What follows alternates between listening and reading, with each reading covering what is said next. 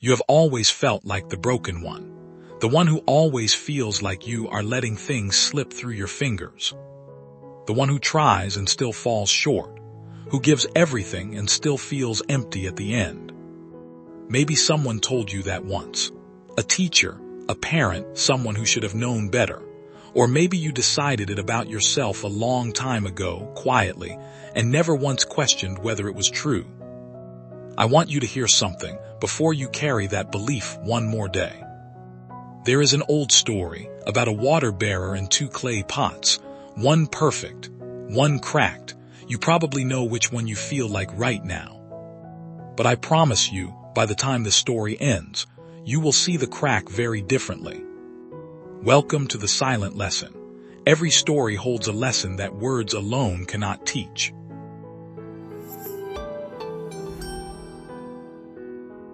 In the hills above a quiet village, there lived a water bearer.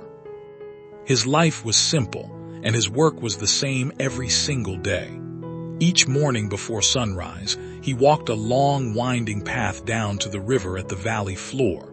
He filled his two clay pots, and he carried them back up to the house. The pots hung from a wooden pole he balanced across his shoulders, one on the left, one on the right.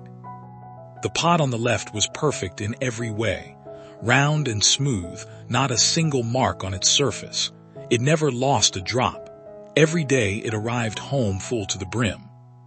The pot on the right had a crack, a thin, jagged line that ran diagonally down its side, not enough to shatter the pot, just enough to let water seep out slowly the whole way home. By the time the water bearer reached the house, that pot was only half full. Every day half full. For 2 years this went on. Every morning the same walk, every afternoon the same return. The perfect pot delivered its full load, the cracked pot delivered half. And for 2 years the cracked pot said nothing. It just noticed. It noticed the perfect pot gleaming in the afternoon sun, full and bright.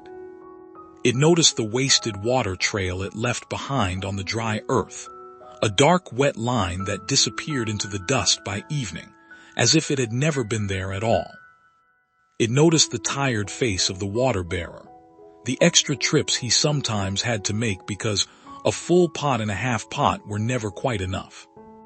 And slowly, quietly, the cracked pot began to feel something it could not name, a kind of heaviness that had nothing to do with water. It was shame, not loud or dramatic, just a constant low weight invisible until you knew where to look and then impossible to ignore. One morning after 2 years of silence, the cracked pot finally spoke.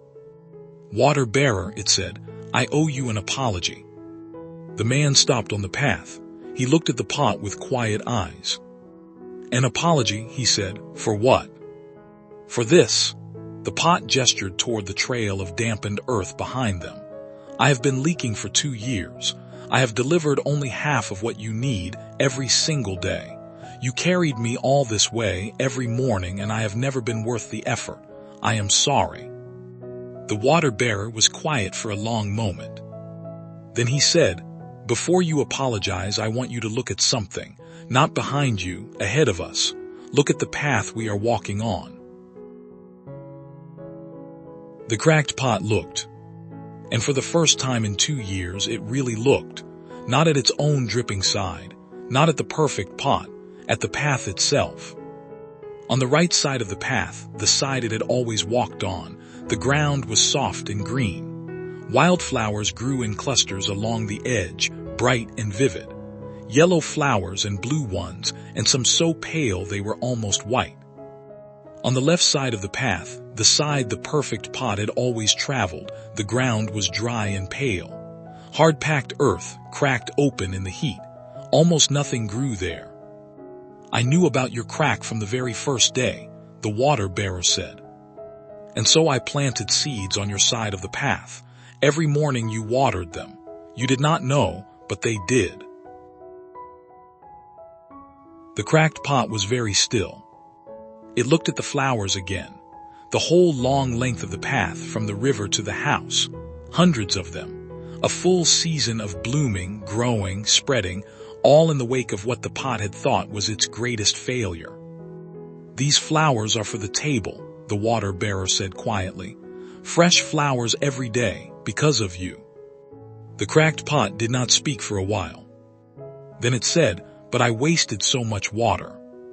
"You returned half your water," the water bearer said, "and with that half you grew all of this." He reached down and picked one of the pale wildflowers.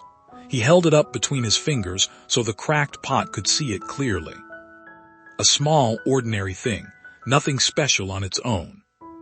But there it was. This is not really a story about a pot. It is about you. The thing you call your flaw, the place where you feel like you are always leaking, it is also the place where something is growing. Quietly, without your permission or your attention, in the trail of everything you think you have wasted. Maybe your impatience is just a fierce need for honesty.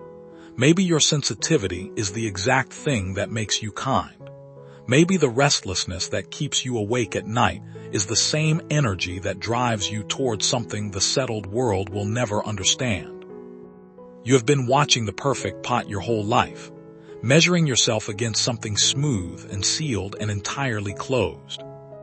But here is what the perfect pot never did.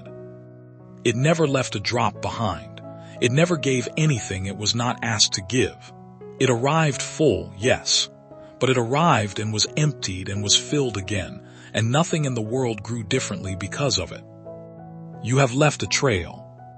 You may not have been able to see it, but it is there. The people you touched without knowing, the seeds you watered by accident, the flowers that grew along your side of the road because you could not hold it all together. The crack was never the flaw in the story. It was the reason for the flowers. The water bearer and the cracked pot continued their walks for many years after that. And something quietly changed on those walks. The cracked pot no longer spent the journey counting what it had lost. It watched the right side of the path instead.